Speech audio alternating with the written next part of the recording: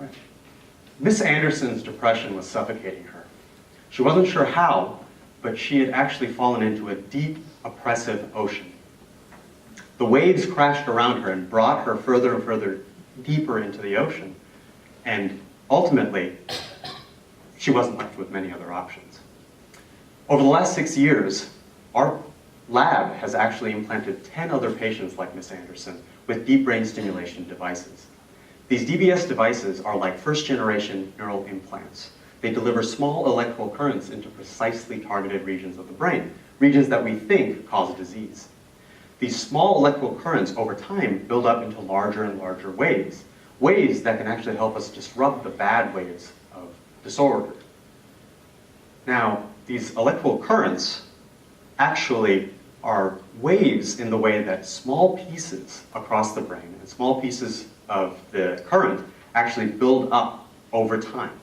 And over time, we're actually disrupting pathological activity.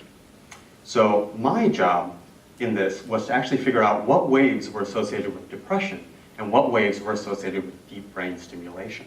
Using techniques from engineering, I was actually able to learn patterns across a variety of modalities in our patients and use those patterns to actually predict how a separate group of patients were actually doing across the recovery timeline. So in order to do this, we actually collected multiple recordings each day across 7 months of therapy and used those recordings to learn which waves went with depression. We then took that model and applied it to a set of different patients and were able to reasonably accurately predict how depressed those other patients were. Once we identified those patterns, we wanted to see what DBS did to those patterns. To do this, we actually looked at the effects of stimulating at the correct spot and saw how different they were from stimulation at the wrong spot, at a different wrong spot. And when we did this, we found that stimulation at the right spot actually evoked a very specific change across a network of brain regions. Now, integrating everything that we've learned together, what does this mean?